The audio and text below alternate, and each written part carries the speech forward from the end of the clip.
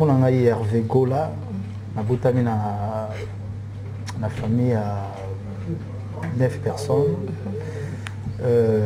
Ngaza dernier. Pour ça, ta musique c'est par rapport au temps où tu as une chorale. Et puis, maman m'a rappelé bien. On sait la musique na bandi na Staff London, après Staff London, tu as la rumba des jeunes, après on a la musique à 4x4. Na bandana on a maison mère té, on a maison mère tant ils ont salama ngaza kiwa. 4x4 muto azorangai les jours ngana kotaga muto azorangai matanga podium ezaki roi de la forêt. Voilà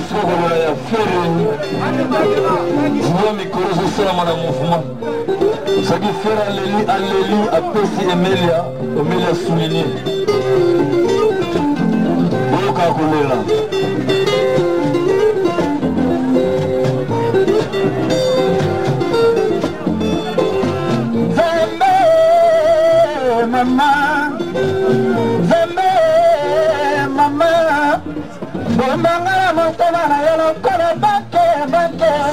La tangana la kepe lokola petire Papa na zangisi matondo e para yo mama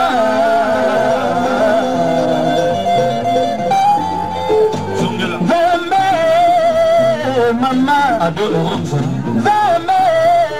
mama Veme motona na yo lokola bate bake La tangana la kepe lokola petire Papa na zangisi matondo e para yo mama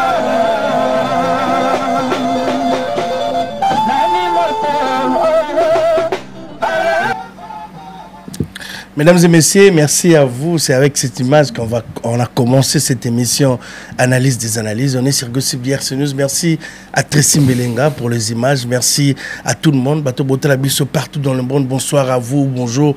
On va commencer pour saluer ma Brigitte Moukalou, l'Angeloise depuis Londres qui nous regarde. Gizou Maïla qui nous regarde côté des États-Unis. Fiston Boboli, merci beaucoup. Déjà, on a parlé, on est ensemble. Fiston Boboli, Freddy Nongala, à Flat Hotel, les Irlandais. Merci à tout le monde. Sur ce plateau, on va parler avec Jas Kavolo, qui est l'habitué de cette émission. Papa Zahir, d'abord, bienvenue à toi et bonsoir, Jas Kavolo. Merci, Junior Louere. Je salue tout le monde chez eux déjà. Et tout en profitant de dur. En fait, je vais profiter de cette occasion pour encourager Tracy Mbelenga qui a la prise de vie ainsi qu'à la réalisation de cette émission. Je salue tout le monde chez eux, sans oublier et les Quadakoraman qui nous suivent également depuis Belgique. Et ça de Cindy Lecker. Ok, le rendez-vous aujourd'hui. On ne va pas parler de ça. Ok, merci beaucoup. Bato Botala Bisso partout dans le monde. Donc, je reçois pour vous l'habitué de cette émission Analyse des analyses. Donc, Jas Kavolo, avec lui, on va parler, on va décortiquer l'émission de Ferré Gola. Ainsi, on a commencé avec l'image Joana Botala image Joana. Ce sont des anciennes vidéos de l'artiste émission Ferré Gola. Hervé Batarin qui a dit bonsoir à Yannick Kainga qui regarde cette émission.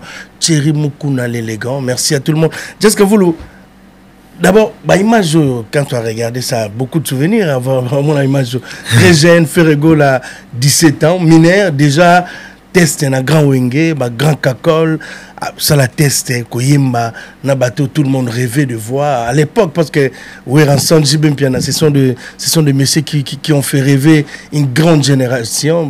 Belé, des bateaux, Bazar, Lélo, on a rêvé, wenge, de voir ce courage de l'artiste Ferré Gola.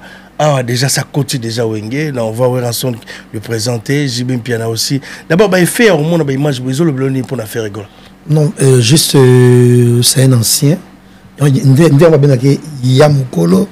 On va nous appeler Bakolo nae, mais il y a ça qui est là au jeune âge nae, intégré qui est 4x4. Regarde, tout le monde était content. On a pas dit mon affaire. Donc voilà, donc ce qu'il est devenu, ils ont pris à Zarte. Ils ont nous montré avant destin wana, il y a Moussala wana. Donc et puis en dehors de cela. La nouvelle génération a suivi, Batebele et Moutounioso, et à pour ça, à y quoi faire. Si pas, mais en tout cas, à ça, et bien le quoi la faire, tu vois. Donc c'est un peu ça. Merci beaucoup, Jazz Kavoulou. Mais Jazz Kavoulou, parce que on va parler de l'émission sortie médiatique. Il y a Ferregola et pas Israël Mutombo, Papa Sango de PCMbo depuis Kinshasa. L'émission n'est pas polémique. Aujourd'hui, l'internet est bloqué. Ça fait, je crois, faire tourner cette émission. On était dimanche, si je ne me trompe pas, c'était le dimanche. Dimanche est l'émission. Dimanche, aujourd'hui, on est mercredi. 3 jours affilés. Internet est bloqué. L'émission Moko artiste à Sali. Donc je ne sais pas comment je peux dire, mais hôtel émission fait faire rigoler. Nancy hôtel bestrie pour la facilité au coca hôtel émission mais est-ce que tu as regardé la sortie médiatique des artistes et musiciens à faire rigoler na solo na politique? Déjà il y a eu divergence, il y a des propos, il y a des benganga. Nous sommes donc finalement je me suis dit finalement j'ai suivi l'émission, c'était voilà, je suis. T'as apprécié Ah ouais, c'était une très belle émission sur les ondits où il bêta na balabala. Voilà quoi. Donc parce que des fois et donc bref, émission il mettait qu'ils ont titre gossip. Donc ça vraiment sur les gossips où il bêta la personne de faire rigoler. OK. Voilà, donc c'était ça. C'est une très belle émission parce que des fois il y a trop de spéculations, voilà. Et je pense que c'était l'idée même de l'émission. OK. Voilà. Ferregola, on va rentrer directement à l'intérieur parce qu'on a commencé avec le Wenge, cette affaire, il y a Rubenga, Weranson, Papa, ou bien Kouloutou, ça a dérangé pour les autres que Ferregola, il est obligé d'appeler Wera Papa musicalement parce qu'il y a une la musique. Donc, pour la bataille sous Bahebi ou histoire, c'est pour cela que j'ai commencé cette émission avec cette ancienne vidéo de Ferregola, na Wenge 4x4. Donc, Ferregola, c'est parmi les anciens de ces grands orchestres qui est le Wenge Musica, BCBG 4x4, tout à l'heure, Ochete Momoniango, Ferregola, c'était les derniers écrits. Donc, d'abord, question on a Rubenga si Papa ou bien ça à Kolo, tout ça dérangeait beaucoup de gens. Non, si la réponse c'est à travers cette émission, à travers ces images dans tout ça, mais yo moko Ferrego, yo moko Jazz Kavoulou ton mon question. Est-ce que Ferrego la Rubenga Werana? Tu avais grand frère, en même temps mentor. Donc il avait une sorte de parrain. Mais il n'a jamais été son fils. Déjà musicalement. Non, pas son fils en tout cas. C'est son mentor. Parce que la confusion, on comprend de Macambo. À l'époque où Ferrego la Kotagi Maison Mère, Wera n'était pas si puissant étant en Kotaki 4x4, Wenge, musique à 4x4, Wera n'était pas puissant à cette époque-là. Je peux dire que Wera était un peu faible. Parce qu'il y a en pleine période, il y a tournage et puis il y a enregistrement, il y a fait de l'amour. Au moment où période en haut, je pense que top. Et puis période en haut déjà, tu veux dire tenga maki déjà. Parce qu'on a déjà Wenge comme qui dans deux camps. Côté baba français qui est Alain Makaba et Jibem Piana et puis nani Blaise Boula et puis d'un côté à Lingala donc nani et Weranson atikala presque moi mingi na ba petit kaka. Adolphe a les deux côtés parce qu'Adolphe te rappeler il y a joué un rôle très important dans Wenge parce qu'il est issu d'une bonne famille. Alors ça qui est bien pour ramener na bonne famille à l'époque dans le mouvement. Mais une fois bonne famille dans le mouvement, nous s'attacher à mingi généralement ça qui JB. Donc dans la confusion et au même quand on a finga faire wana il y a maison mère il y a warrior qui n'aime pas faire ça bien na Weranson. Weranson on a une mission belé aza papa ya nani ya fait musicalement. Parce que si ça dépendait que de Weranson de faire un cotatin un cotatin oui 4x4 ti bas aval ya ko valider. C'était les administrateurs, ils étaient à 4. Ils étaient à 4 donc il faut prendre la décision. Mais beaucoup plus wana parce que dit masala zaki na ye ko kipe makambo mingi te. Parce que dit masala c'est les papiers azaki mo ndia ndoko tanga inga. Ndia no tanga dit masala azaki fanatique, azaki beaucoup plus fanatique à Weranson. Mais j'ai même pas azaki fanatique à dit masala. Donc dans les qui ndeko na bango dossier Didier nanu liboso. Mais dans les qui musicien ando ko préférer mingi ko tchali to yepa wera. Si son en son comme tu décidé que nani efera zala angazata soki nanya boyaka je cite soki makaba boyaka soki jiba boyaka soki masela boyaka anga kotata. OK. Parce que et puis deux personnes bazaki kamoko na bonne de trois Didier c'est naître mais batmi balé bazaki makas erwana makaba nani JB so ba boyaka nga kotata siko na minute donc na minute to bazeti en même temps azamona makaba amona nani ya Didier Masela amona nani ya JB amona wenge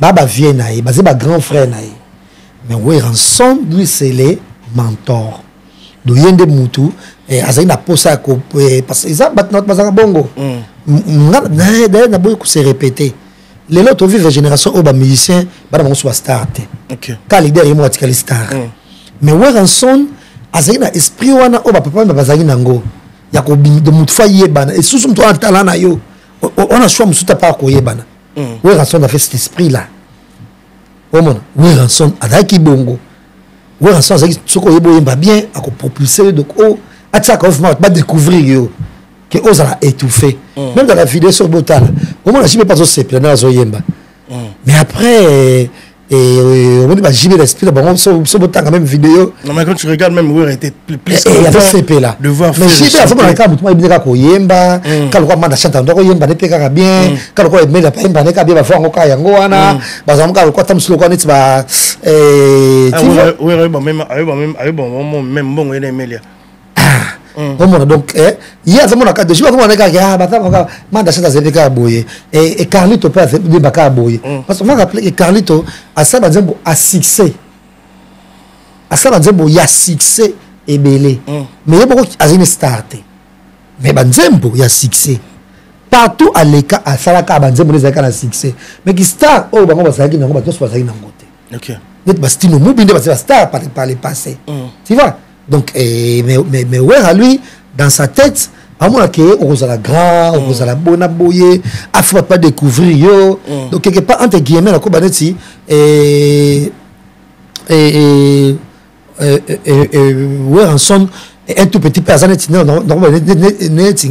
na Mombaya c'est pas comme c'est Mombaya journaliste non c'est Mombaya ndeko ça na ndenge na moko journaliste na mais ngata on ko découvrir ngam na propulser abima OK tu vois donc la lumière abima et de même na ba kérit ana na ça ba émission na ba chaîne Gabana ba c'est la meka mais quand on a joué la propulser merci beaucoup Joseph vous la s'il te plaît on va écouter JB Piana maloba JB Piana na vidéo s'il te plaît Tracy toujours c'est moi vidéo place JB Zolo Bagaka après on va revenir avec Jazz Kampovulu OK je pourrais Tracy pour ça la question pas le problème mais en même temps et tu vois c'est que Yannick Kainga pe azolanda biso na tshimo kuna élégant et puis na Gino Mbela on t'a la biso maintenant il a vraiment OK de plus à Bruxelles pour la conserver depuis j'ai dit de tout déjà j'ai dit si va bien et dans na Bruxelles continuez je me ramène sur Gitoko Gino Mbela OK merci beaucoup merci toi inauguré ça de coiffure moi ya Kafouana OK merci beaucoup merci à papa Zahir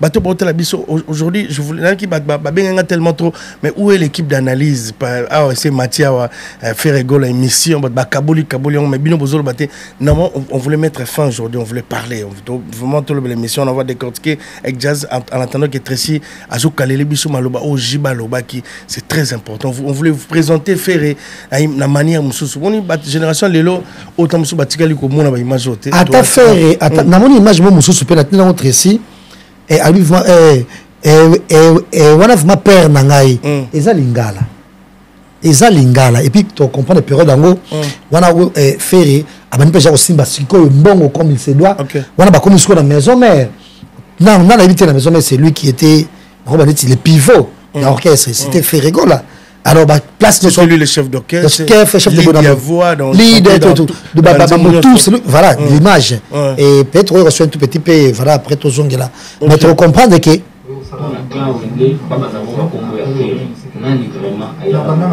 Wenge maison mère te Wenge maison mère tant que ça là na za peut-être azonga ngai la kuta na beza na kuta ba azonga ngai matana za wana somo akota avec na kwa te kanguba to za na za déjà au moins biso ba nule oyo to bana ko na tant to kola na nule to na sang na za ki na mouvement ngai na mouvement ba jeune to no beta c'est que orchestre rumba des jeunes bagasa bandal ba jeune ba génération na biso ba yebi rumba des jeunes na autant rumba des jeunes ils avaient certain jour mo boy kaka na ko ba déjà un certain jour mo boy ya ba soir mo boy pour nous avoir que nous avons fait le beaucoup et ça est non ba kutana sina vile na manchoni na forester avec la manchoni qui bachingai ke no matingai na sali na yembi no mara mtu mmoja na yakati kindiza na test tu ndio mnali bosa wengo materi mara materi bosa na école mo na bandani na salon na salon après na ubita na kermes mo ba mo après ma bandai wana ko ba to wenge ba so ya ngeni ko mo na rambo to podio ma wenge ala blague te fo ba ko mata podio ma wenge ko à l'époque encore wenge musique à 4x4 danger mystique yote ma pemeni yote ma pemeni na jibin piano yote ma pemeni na wera à l'époque ils avaient donc des fatés quoi mais kemba rappel ba ikila bandule musu benga mona to mona na keno ba kemba na niveau salamate wera ibulu moni ndule o to sala o da buluni militaire faut y ba bisiga biso ko kota côté wana na usana nini eza buluni militaire parce que so moni de l'eau boizo résister ti le boy parce que la boulot mo boy na déjà solide na mutu. Merci beaucoup.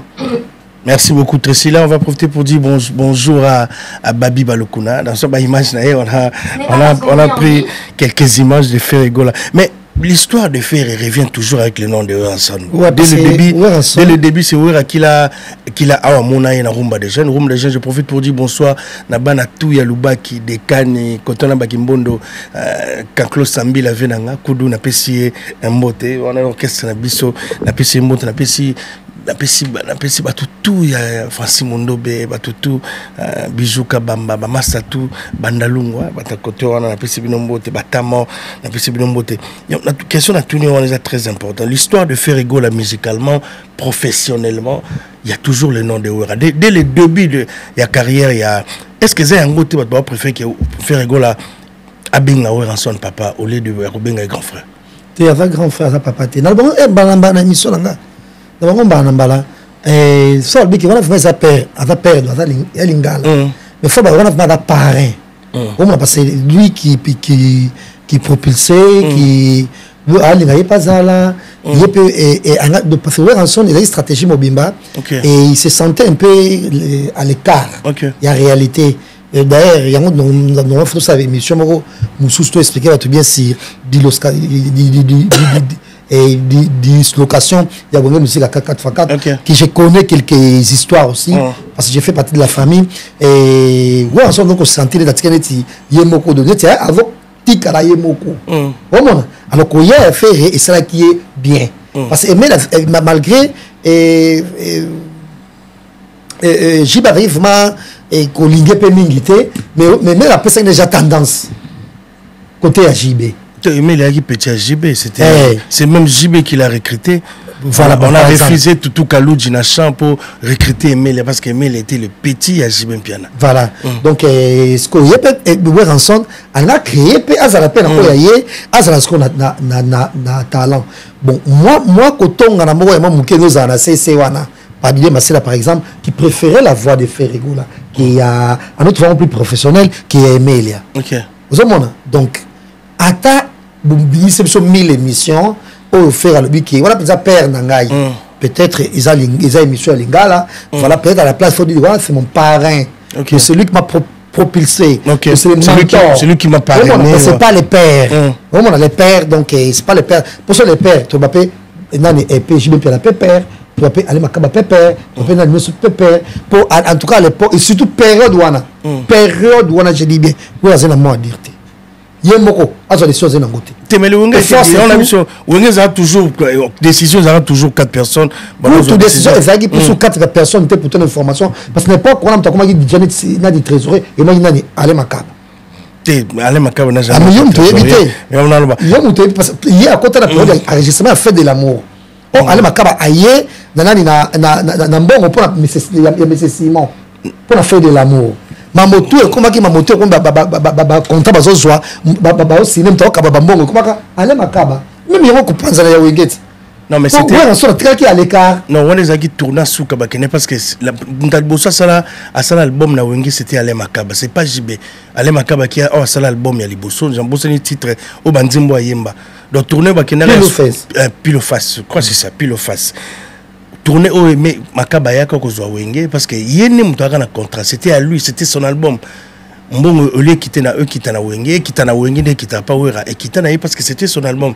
Tant voyez, c'est lui qui a Kabola. Bon, je vais recevoir Emile Elias parce que faut na Emile ou bien Alain Pela. C'est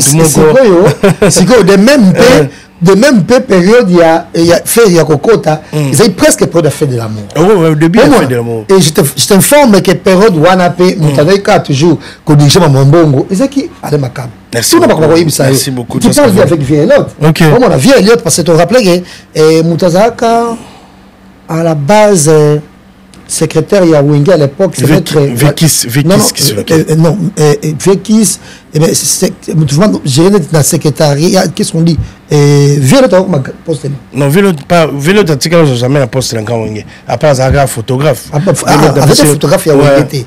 Mais il joue aussi babiller n'importe ma concert parfois et tu as dit secrétaire qui va mettre avocat mettre Walebe au moins tu as dit secrétaire tu vois mutu akoma ki ko gérer mbongo tango faire gola à côté et ça qui période a fait de la musique Alain Makaba stress tout le monde ça tout à fait l'autre parce que ça même yango likambo oyo Weranson a donc se sentir net à l'écart il y a net à se retrouver sous thé. OK. Pour Wenge mais à la base ils a dit c'est là et papa et maman il n'aime pas bota mais après papa net presque ils a dit Wera. OK. Mais ce que et donc il net faut pour la Weranson. Au moins pour dire ça le papier mais il fallait la donner nani et JB piano n'a plus respect il fallait qu'on la donne JB pour JB la trop pataché na nani Masela mais Weranson mais Masela yemoko alingaka mingi Wera pour les sauter zo bande ba ngomi balé Weranson frustration na été Wenge panzana c'est parce que bon on se masu mon côté donc je me qui nani merci Alain Makaba. Je salue Jonathan Robino Puissance qui nous suit depuis l'embassy. Merci beaucoup. Et puis Tite Badilou. Merci beaucoup. On va dire aussi bonsoir à Dino Kabessa. Dino Kabessa qui nous regarde. Donc, Dino Kabessa, merci beaucoup. Merci aussi au président Firmin Matoto. Nabi, bientôt, il faut parce qu'on va mettre fin un peu à cette petite polémique il y a sur Ferrigol. On va parler aussi de Wenge. Bientôt, dans cette émission, le Brin Massela, qui est le petit frère de Didier Massela, il m'a promis de venir passer dans cette émission. On va parler. Mais toujours en émission Sango, décortique. Comme après Makambia, il y a Weranson, Makambia, il y a Kindingo, comme musique Kindingo, où Ferregola a lobby à salaire à Jet Set, à une entreprise mais on dirait que ça sonnait mal du côté à Kindingo. On a vu sa femme Tissiko ba vidéo zobima. Mais est-ce que faire lobby m'a bien pour non déjà on peut l'émission là. Déjà on peut l'émission là et on peut l'émission là quand on a l'émission Israël. Après on émission là auto sala qui pour la ING Arena. Après on émission là qui musique Kindingo albela batu ebele. OK. Asala makamona albela après on donne exemple. Tant Mikolo avec ba trop Moïse Mbié, ba trop anu ba fait Virambo, on a pour tout ça émission. Donc Aza mon toi membre effectif il y a Jet Set. Ce que tu gouvernes le Gaulois un membre Jet Set. So écoute nani comment il nani Mukwa Tombolo un membre Jet Set. Gouvernes le Gaulois membre Jet Set. Il joue quel rôle dans Jet Set? Rien. Comment? So avec mais gouvernes le Gaulois tu as kaka faire. Mais Kindim il parle de M. Belé. En bon terme. Les insultes étaient sur le bibongo. Bob Sangas comme rôle et Kindou a joué un rôle. Kindingu a banaï côté la ferre, tant que tu as fait affaire et payé pour côté la ferre attaquer et Moutali ko soutenir rien d'une certaine façon et fait épée na kota là na oyo et musée à la cahier tant que tu finga kotoyo bato akira mususu lui il vient pour clasher aussi pour apprendre qu'on soit défense à faire et voilà Ferry fait le gâteau c'est Ferry qui fait monter dans des podiums des fois c'était ça mais il n'est pas membre effectif il joue quel rôle les années vraiment so il goûte na mito tolo baboui même atana et nani komone et trésor congolais ne fait plus pas il y a effectif mais il parle de Ferry il parle de Ferry à combien de raisons qu'il dit en tout cas c'est un faux sujet. Est-ce que question va comprendre qu'ils ont bien on a toute la question est-ce que va comprendre bien parce que c'était aussi les Français donc babi azan l'entreprise naïe je sais pas pourquoi mais moi si naïe a commencé à dire ma vidéo contre Ferry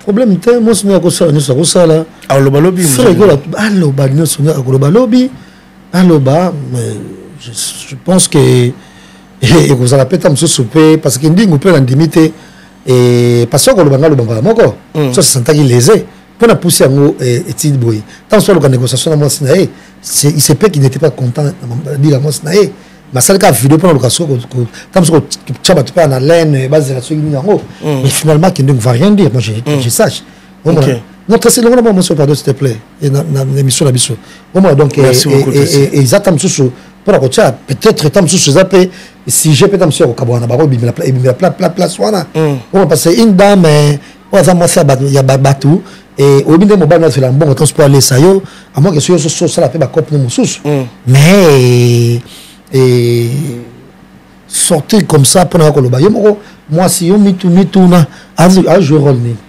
ngane just ka vumne na boy ndenge na tala pour habiter fana défendre faire à lobakate faire tumbola batute baton tumbole mingi faire c'est un génie ya musique na biso faire bonabo faire na côté la gaille ça rappelle jet set ça rappelle jet set ngamo ko na tala bien soutenir faire OK Gauthier c'est quand c'est décidé il y a tala manigance le sem na francophonie a soutenir faire atindaki batute par exemple son enseignement abetra bata pour la faire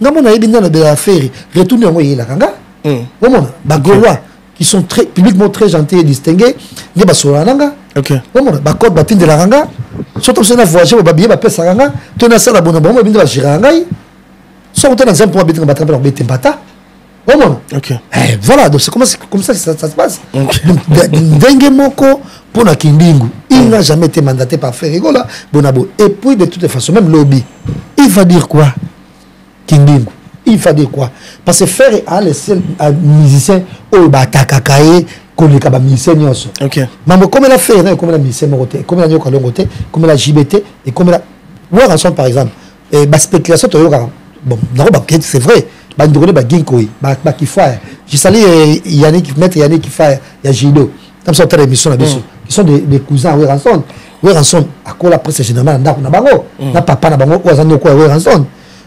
dans coma boy, dans coma boy. Tu verras jamais de qui fait passer à la télé. Est-ce que qui fait attention balia quand on ensemble comme c'est doit dengue vraiment on va vendre la comme on va la chambre moko. Non. Mais au moins on jamais fait baler quand tu fais pas distinguer ouais ensemble. Il y a des cousins aussi comme il y a JBP. Toi bande de JBP propre. Oh comme ça pas problème dans ma famille. Tu verras jamais de JBP les caractères fait. Alors le JB. Tout le monde a un petit de Kofi. Dans les bottes, on a bandé les bombarder quand TV. Ça a toujours un problème, j'espère. OK. Le blaté et qu'on fait le idée. Mais tout le monde n'est pas faire. On rigole les cas à l'oba. Et quand on dit moi où tu sais là, ce que c'est solo, ce que c'est le kuta et ça Guy. Qui Guy avant Koufa, ça peut dire. Et ça les makaka na faire. Au moins. Audio on a eza solo, eza le kuta. Mais exemple ce que c'est solo, choka bato. Mais comment de connaître bon na bon mona. Il y a une émission et c'est nos lit avec nos lits et David Bombele. Il y a une émission. OK. Comment qui a choqué. Comment qui dit qu'on va dire quoi qu'on regarde de à lobby. OK. Hein, ils sont vraiment l'autre. Merci beaucoup. Il va dire quoi qu'on regarde oyo. Après ça c'est bon et le baron il est beaucoup fait. Après tout ça une après tant que qui nous va des fois pas le moins des fois et pas mutabois qui là comme ça on pas faire Merci beaucoup, Papa Zaï. Toi, tu vas te qui dit qu'on va jeton. Eh, Moutou Bonaboé. Et après, et l'on va après, comment pas faire? Après, cri non aussi, quand il pas faire. Au moins, cri net, il y a cigarette, nini. Zachary a fait déjà fait Boutou Moï. Diamber, il est très. Au moins, après, cri non aussi, créer un cigarette pour la faire. Pour faire ça, fait ce combien de temps, même si Bamissé Moussou, à peine né. Bazumanda ko relaxa na bato. Faire ça fait presque 20 ans ngoyo. Avant na kana ndaku le kaka wana otomona. Mutabongo ko finga tinyo. Mutabongo ko finga ye net nini. To me kana ko résoudre finga nini. Ni no ya sikoro ya. Omo. OK. Merci beaucoup. Mukuse, aza mukuse. Kindi ngupe aza mukuse. Yope aza mukuse. C'est pas un défaut, ça. Ah, c'est pas un défaut. Merci beaucoup. Il n'y a rien. Il n'y a rien de spécial sur ce terrain. On est warrior. Et ça, warrior, on dit, fitri, on va salam, c'est bon, bon temps, comment on va monter. Bangonde, on s'est bloqué. Balinga, déjà, comme on a ouéra, nanana, et ferré, et bang ça va. Et bang, il banga déjà. On les a filtrés à Warrior, na orchestre mon moussou, ça filtré à Bango. Et mais bon, on a toujours qu'à faire effort. Ma casse. Merci beaucoup, voilà. Papa Zaïe. On ne va rien dire. Merci beaucoup, Papa Zaïe. Bon, merci, Papa Zaïe. On va profiter pour dire bonsoir à Maudé Tibambe. Donc, il regarde femme d'affaires. Femme d'affaires. Désolé à London, toujours. On est ensemble. Merci à tout le monde. Mais bon, moi si j'ai émission aujourd'hui, tu décortiquer émission, s'il y a des commentaires à faire, on va parler, on va parler des sujets. Il y a Céléo qui était tellement fragile, maintenant j'attends sur faire rigolo à payer sa vie, ou bien condamner mon tout. Mais faire rigolo n'a rien à répondre de l'autre à l'obi magamona y est bien monté. Non, il peut pas s'exprimer comme ça à la télé. N'a pas problème. Oayebi, mutuna makolote. Est-ce que Ferregola a été hypocrite dans la réponse à l'émission concernant ma propos il y a Ferregola, il y a Célio Scrab sur eux ensemble. Bon, il y a juste un respect, je pense, à respecter, voilà, abonner qu'on peut sa opinion par rapport à ça. Avec bon, qu'on peut sa opinion pourquoi Célio l'a fait? Personne ne le sait. Et il était motivé qu'est-ce qui l'a motivé de faire ça? On ne sait pas. Et Fer aussi ne connaît pas et sa motivation. Okay. C'est pour ça qu'il est resté des marbres. Mais après, voilà. Donc, c'est normal. C'est normal. Là, comme soit l'anda, il n'est pas en côté. Okay. Et par rapport à ça, qui n'a pas branché ma casse d'internet, on a débranché. On a pensa branché na net. On a branché la net, on a branché journaliste, moi bimi babé tamaso na ye, en style mo singulier. On a style on deni. Ah tu na tala bona boy. Mais on est dans la net, bah tu me génération TikTok boy. Quoi bah TikToker bah bona boy, TikToker 15 mois bimi tout 15 mois bimi ya sika. Moi je suis pas trop n'animé. Toujours sur la zone à dossier qui ndingu. Bazaki lésé parce que fait rigolo la boire qui to andima qui to akomisa qui garçon moi TikTok ça somi balé sur ma passe ça pendant na éviter comme la reçoit nana ngomoko boyer ngaka nani faire et yangonda zaki lésé sur ça et puis moi si ya kindingu soué na ye eza ko région de cercle wana ya banana ya F victime à la personne de nana et ma fana ozamosa nani ya Fali et puis nana et Badiata ozamosa Eli et puis pas comme nana je sais pas qui doit pas ça et tramiter moi banana de yonde et ça qui est pareil yonde ça souris naé mais c'est pas grave après baza libre bas baloba loba ça succès et qu'on les carango ça succès le cas émission ya on rigolaté OK et les carango succès le cas audio entre guillemets to ka sope le kuta au gigo la tikaki va kufate donc ils avons kaka par après c'est fini. OK voilà donc mais est-ce que Israël Mutombo a exagéré avec ces questions?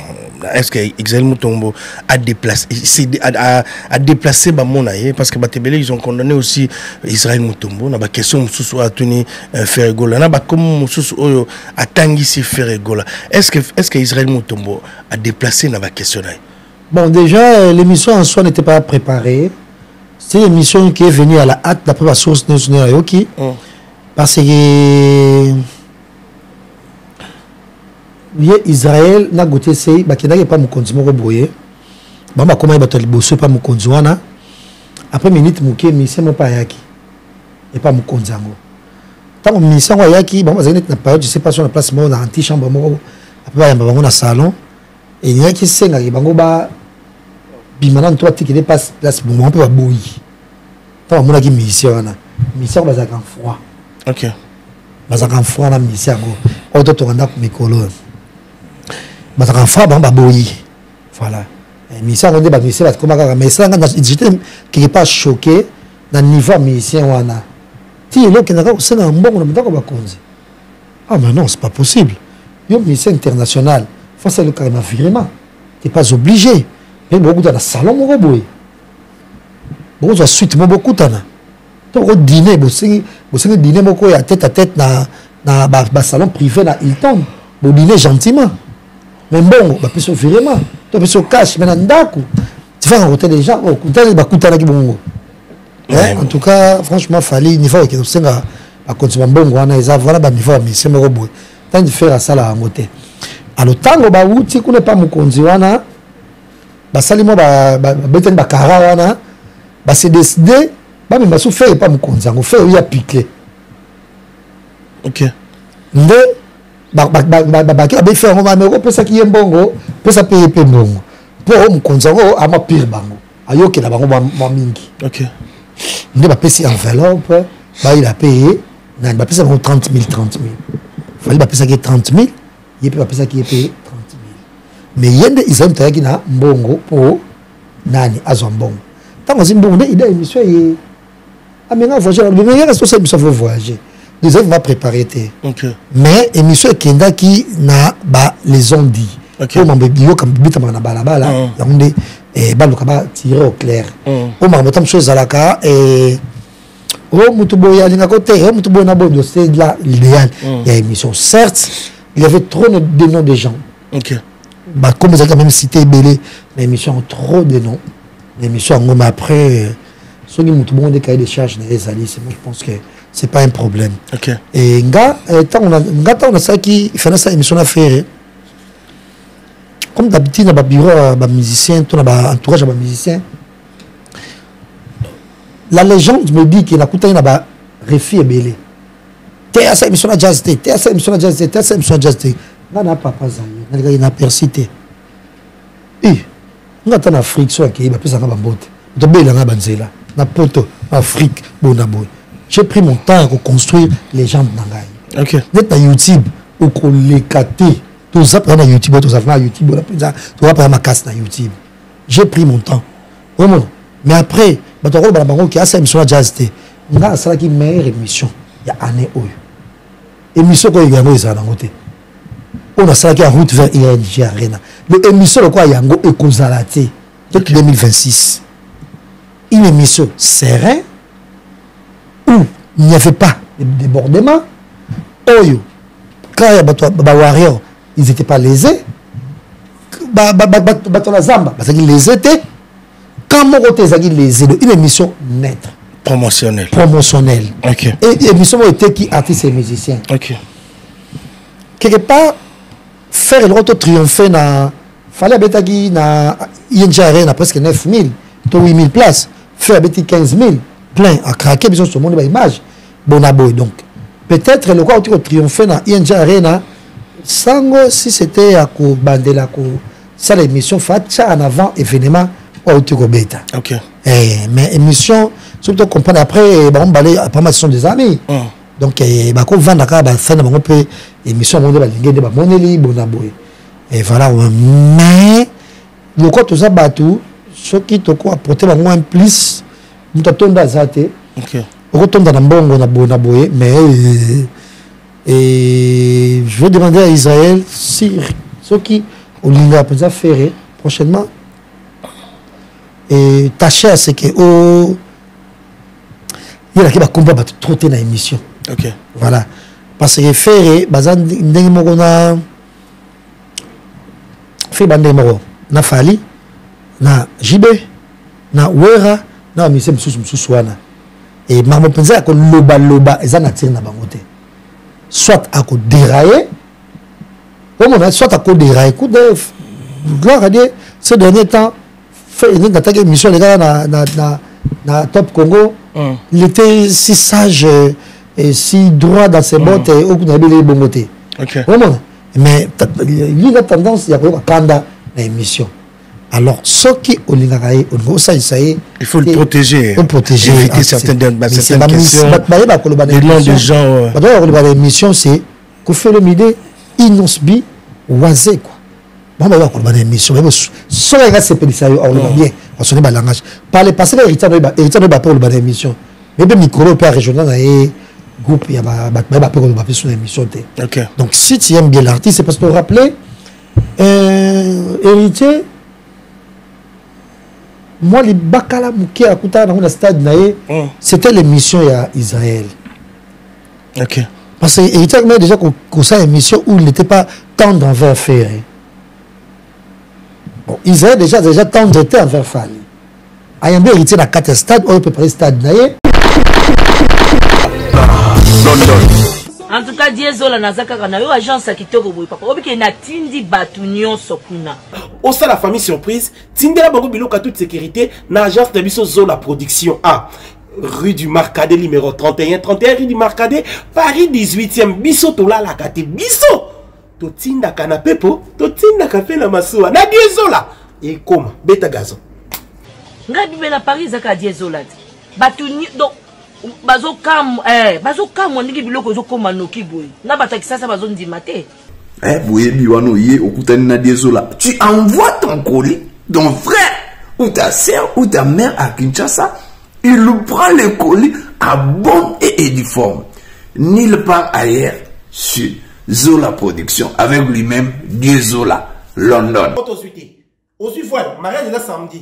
L'autre j'ai demandé qu'il bloque commis et pourtant na tela qui voit l'on a cal mardi na tongo les loges j'ai dit aux on a beaucoup des jours côté kokina netité de aux voile na tia qui pas ya Zola Production pas Diezola 31 rue Marcadet nzamba pambola bino penza o agence ki to pe loko bunga kate na nde boza ko embala ngo bozo protéger ngo na biloko eza fragile en tout cas die na éviter et on a kina kei kitoko vraiment en tout cas merci beaucoup pour kende ka de l'avant.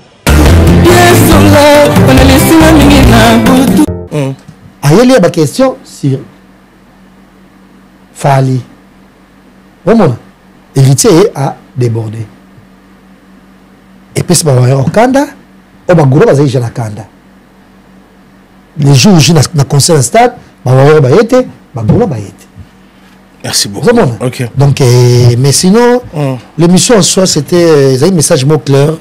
Destiné à Bato Sengeli. Après, le reste, à Tcheka, moi, Pilipili. Voilà. Merci beaucoup.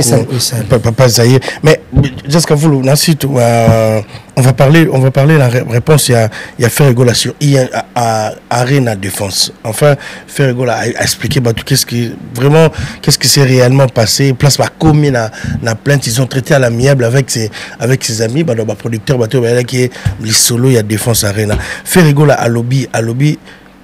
Bazo traitant à l'amiable pour n'abattre nous soit faire rigoler fallait mais la justice par rapport à son image par rapport à Makambo autour basala qui ne balobagi na TV qui fera vendu que 2500 billets si je me trompe pas et il a rempli 15 000 personnes à Ianja Arena dans 3 mois. OK, à ce qu'il y a 9 mois il y a bête concert on a vu syndicat Diabaté au tel concert syndicat Diabaté la Défense Arena au goût de Tondate mais faire rigoler lobby Makambo. Le monde de l'Italien on sait que qui sont 500 personnes na Adidas Arena.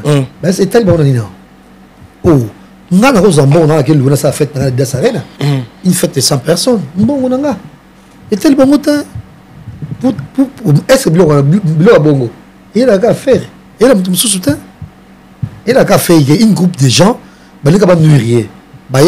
Comme s'ils étaient des producteurs mais avec une ferme intention de nuire à l'artiste. De la ridiculiser. Il y a des gens comme ça. Mais voilà.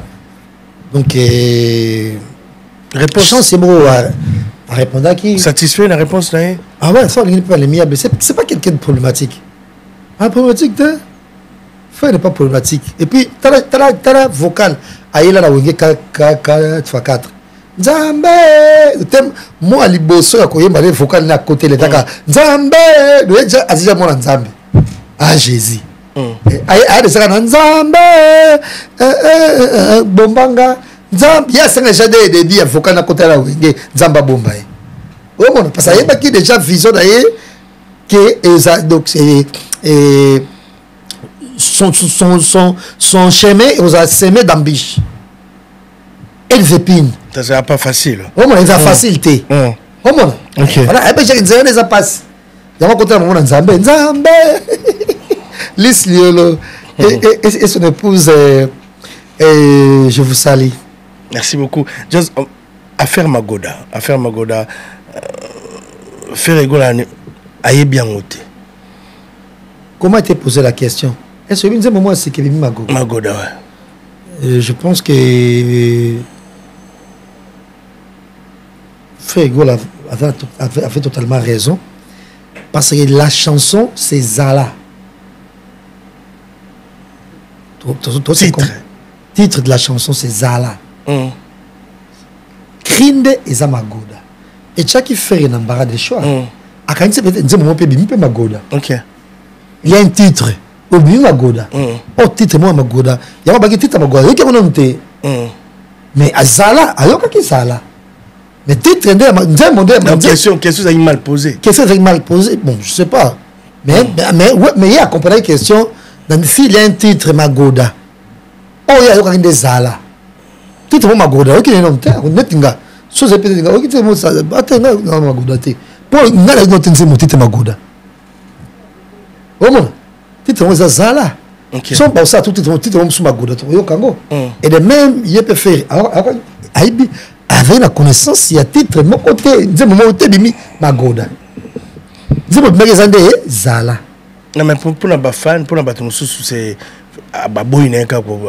pour répondre à minimiser Magoda. Ils ont danse phare il y a Zala donc tout le monde ils ont bêta partout dans Kinshasa ils ont titre il y a un titre Magoda Zala est-ce que qui Zala Fatou Bongo na crime aux na 4 Magoda mais est-ce que moi c'est que Magoda il n'y a pas un Zembo qui est sorti Magoda non il n'y a pas c'est Zala. Il n'y a pas un titre sorti comme Magoda. Le titre c'est Nzembo, non? Zala, ouais. Zala, c'est Zala. Donc il n'y a pas en tout cas. Zalandeza. Zalandeza, il a totalement raison de ce côté-là. Ok, merci beaucoup, Papa Zahir. Mais, just, je crois qu'on voulait parler de cette émission, tout mettre fin à tout le rumeur, à tout, tout bazo décortiquer, bazo déplacer, maloba, bazo maloba, y artiste, pas comme ça, c'est Yemoko Ferregola qui était dans le plateau, il a réfléchi, il a répondu à toutes ces questions posées par Israël Mutombo, une émission Bossolo na politique. Aujourd'hui, parce que condamner artiste, je ne sais pas pourquoi, mais pourquoi les gens condamnent Ferregola aujourd'hui par rapport à cette émission? Notre équipe, notre mariage, notre équipe, donc rien.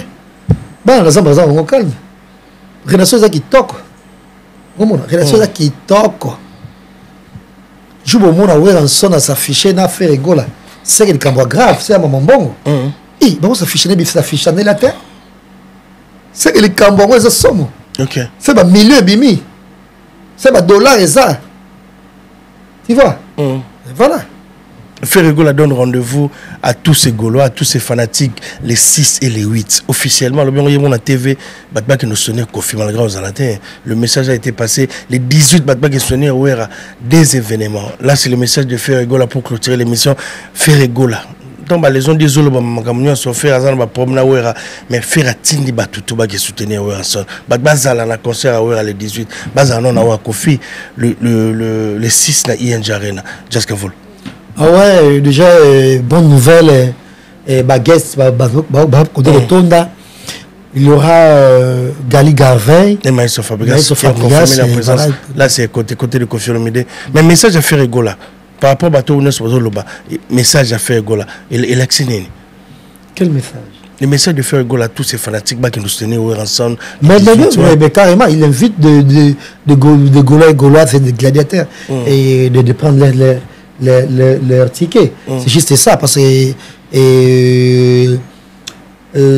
mon client s'est pélaté dans moi, verra bien la petite naïfe, n'a pas bien la petite naïfe. Ok. Toi, c'est pas la montée. Il y a besoin de faire la banque poids. Voilà. Merci beaucoup, merci beaucoup, Jazz. On est arrivé à la fin. Donc, on a il y a une émission avec Jazz Kavoulou, une émission avec analyse. Jazz, un dernier mot, un petit message pour clôturer l'émission. Ouais, je salue tout le monde chez eux. Merci, Ko. Et je te salue également Andy Ridgelois, un enfant pas comme les autres. Et Jonathan Kassongo, Robin aux puissances qui nous suit depuis Lemba. Merci. Merci également à Kim Presse de Lausanne. Okay. Odette Chibam des femmes d'affaires Bijou Maïla, Fiston Bobo. Non, je vais commencer par Thierry Ilunga. Thierry Mukuna. Non, Thierry Mukuna élégant. Élégant. Yannick Kayenga, monnaie invisible. Et voilà, merci. Talibiso. Et on ne va pas oublier que tout est vanité, sauf Bijou. Et Maïla. Merci beaucoup, Papa Zahir. Mesdames et messieurs, merci à vous. Donc, on voulait clôturer, parler de cette émission avec Jazz Kavoulou. Pour être bien trop, déjà recevoir aussi des invités du côté de Lenga Congo. Mais avec Jazz Kavoulou, on voulait mettre à fin, on voulait parler, tout mettre Papa Binga tellement trop. Merci à vous, merci à Tracy Mbelenga. On va dire merci aussi à l'assistance de T10, Yannick WhatsApp, tout le monde. Cette grande merci à tout le monde, Bateau Batalibiso, partout dans le monde. Merci à vous. On va se retrouver prochainement avec notre numéro sur c'est bien si nous analyse des analyses pour l'instant. Permettez-moi, Gino Louéré, et prochainement, avant les Bremassé la les canaux émission, on a un peu sa version il y a Kukabwana à Wenge 4x4. Ok. Parce que on a pas mon bébé, puis on a la kuta nango, et on a la zalape. Ok. Et n'a pas mon bébé, en tout cas, on a la zala net jour et Nenette Marcela et tant au concert, on a des bêta et voilà kolongo ya bamasela na wenge maison. Bref, discoration sur 4x4 ngapela ba témoignage mususu ngamo pe na FIFA et beaucoup plus ko kende ya kolongo Adolphe na masela pe et pas na wera na zalaka. Donc jour ba kendaka kokutana na et concert ya Paye du peuple tant betami avec Chris Banga si je me trompe pas, producteur et tant aussi le concert plein à Paye du peuple. Et puis à l'époque, déjà, moi, au concert, maison mère. Non, j'étais là, ouais, à Mata Cheval, na municipal. Et place ma bien là, c'est un phénomène. J'étais là, voilà. Et concert, on a des places, moi, ma Cambosco, ma c'est là-bas Kende. Place c'est Banaka. Jour et net ma c'est là à Ké. Et pas un an, il y a Wera et pour Kende ko et Kolobela Wera. Na voiture to côté na voiture ne soit la fatigue à voir ensemble tant mandi ko parce que le bébé vérité la moneti dans nous la voir mingi to ko quitter c'est mission passer ne mesure ça va boyer na biso ngo et on a l'époque fait Claude Maluma Zalaka donc n'a pas faut bien ngai faut zong sangai et ba négoter ça et belé ya makama wenge oy merci beaucoup et ba protéger wenge OK merci beaucoup voilà donc tout dato mata lek na bango asimi force no se awenge o betaka ba arena to da ma ba arena ko fait quoi black ça ça et arena et Paris la défense arena ba to soka arena to ma ba arena donc force ya wenge ko koya ka jamais avec faire go de faire à ozwa et à sa charge ya JB na wera tant ba tala et soki yote mbele biso ko to ke biso da 60 ans. Mais ma société. Donc voilà. Merci encore une fois à T10. Je salue. Non, on appelle ça Mbotena Kisasa. Et Virginie Manganga. Encore une fois.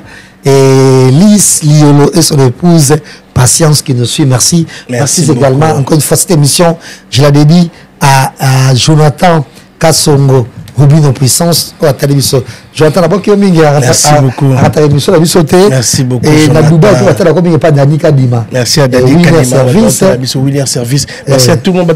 Partout. Merci à vous pour la confiance. Chikaluka également. Analyse de Chikaluka et Kassavubu. Merci beaucoup. Merci à Laetitia Nzongo. Merci à tout le monde. Christian Malila. Christian Malila, 24 000 au Kabolongo, quoi. tout sous. Et pas Dodi Chungu. Dodi Chungu. De la défense. Dodi Chungu de la défense. Merci beaucoup. Et puis Tomi Akafoulek. Tout le monde. Merci beaucoup. Jazz Kavoul, on est arrivé à la fin, le rendez-vous. L'équipe arrive, donc j'ai dit, donc Jazz qui m'a dit, on sera déjà tous en à Bruxelles la semaine prochaine. Donc Tracy, moi, Jazz Kavoul. Et toi, tu as ma soie aux athées. Bon, je ne sais pas encore, je ne suis pas invité. Invité. Merci à tout le monde. Le rendez-vous, c'est les 6. ING Arena. Ferrego Lancy vous donne rendez-vous les 6 à Kinshasa. Festival. Est-ce que Tracy a vu papier? Merci. Ensemble, le rendez-vous, c'est le 18 octobre à Paris, dans Adidas Arena. Frère Patrice qui vous donne rendez-vous. Frère Patrice arrive vendredi pour conférence de presse et son concert le 13 septembre Dojo pour production ciné Goff Kizola. On vous dit merci, on va se retrouver prochainement. Donc bye bye. Merci beaucoup.